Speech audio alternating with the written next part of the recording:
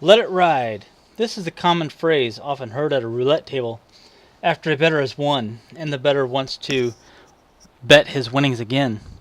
Is it possible to win and win on a repetitive basis at roulette? What is roulette? Roulette dates back to 18th century France. The game of roulette comprises of a wheel with 37 colored and numbered slots situated in various spots around the wheel, and a corresponding number of bets available to include even or odd, red or black, a collection of numbers, or specific numbers. The common theme is the house always wins, and this is partly because the house never pays out the same as the odds. If you were to bet on a specific number and place $1 bets consistently, you would have to bet $1 37 times to make $35, as the house only pays 35 to 1 odds for betting on a specific number. So essentially you are losing on average 2.7 cents for $1 you bet if you bet only on a single specific number. Over time, people have attempted to devise a number of betting strategies to try to beat the house. Most notably is the martingale strategy, requiring the bettor to double their bet after every loss. Another strategy actually tipped the odds in favor of the bettor. This caused roulette to undergo a major change, where roulette wheels were made with pockets with lower walls or lower profiles. Several British casinos suffered catastrophic losses caused by players devising a system to determine a certain section the ball would fall. This same tactic was used by Billy Walters, and he won $3.8 million in Atlantic City. After that, every casino in this world switched to the new roulette wheel. So, can we generate random numbers that simulate a roulette wheel and try to learn some potential strategies that may tip the odds back in favor of the bettors? Here, we will generate 37 numbers numbering from 0 to 36. 0 in a roulette wheel is not considered even or odd, or red or black for that matter, and this is another way that the house always wins.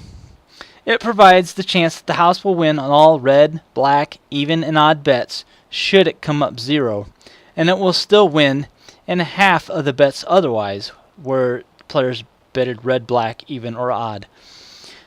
The numbers used in this study will be generated using a random number generator, and they will be evaluated at the time they are created. A bit more on that later. The random numbers generated will be evaluated using 10,000, 100,000, 1 million, 10 million, and 100 million spins, and each spin count is run using 10 iterations. In the spins generated, we will look for repetitive numbers of both twice and 3 repetitions, specific numbers that are repeated, and the longest runs of odds and evens, 0 not included. So what were our biggest challenges faced in programming this task was storage. This is why the numbers were evaluated as they were created. After 1 million spins, the memory would become full, would not store any more numbers, and so a new solution had to be found. I found that by not storing the numbers at all and evaluating the numbers as they were created allowed me to generate nearly an infinite amount of numbers. But how could we evaluate previous numbers needed for determining repetitions and compare those to currently generated numbers? I stored the first and second numbers for comparison, and twice and 3 repetitive number occurrences, and then replaced them at the creation of a new number with the most recent occurrences. The last programming challenge was evaluating run for even or odd. I did this using modular division, which is determining a remainder from a division operation, and then I employed a counter. The even counter was reset, and the odd counter increased with every occurrence of an odd number. Conversely, the odd counter was reset, and the even counter increased with every occurrence of an even number. The counters, as they were increased, were then compared to the current run number. If the counter was greater than the run number took on the value of the counter. Some interesting numbers to show in this study here are the average frequencies that were expected to occur for a number repeating itself twice. Initially, the frequencies appeared a bit high, but as the spins were increased, the frequencies came down to the expected value, as demonstrated here by the red line. For a number to repeat twice in expected or statistical terms, we are not concerned with the first number at all, but only with the second number. So we can pick any number for the first occurrence, but we have to have that specific number for the second occurrence. We have a 1 in 37 chance of picking a specific number.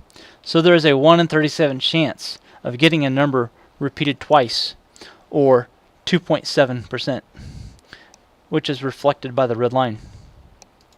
This is also true for numbers that were repeated 3 times, and they also level out to around the expected frequency. The expected frequency for a number repeated 3 times is considerably lower.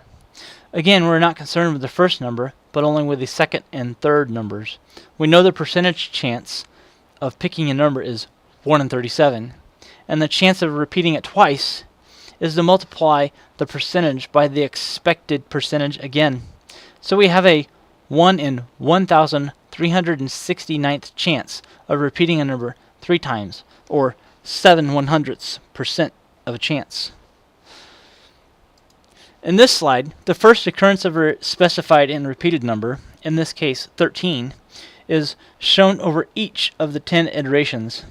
There is no rhyme or reason to the first repeated occurrence of 13, and so there is nothing truly to gain from this chart. As we can see, it is truly random at best as to picking the first spot for a specified repeated occurrence. This is the most interesting of the charts, I find. At 10,000 spins, the longest runs of even and odd average to be around 12. At 100,000 spins, the length increases to somewhere around 15 or 16. Again, the length increases as the spins are increased to 1 million to somewhere around 19. At 10 million, the length increased to somewhere in the neighborhood of 22. And at 100 million, the length becomes somewhere around 25. As the total number of spins increased, the length of the runs got considerably longer. This caused me to conduct even further studies on the initial number of spins. Initially, studies were done using only the 10,000, 1 million, and 100 million spins. So I added in 100,000 and 10 million spins to the initial study to see if the trend did in fact fill in the expected lengths. Now the average length of a run of odd or even should not change just because the total number of spins in the experiment change.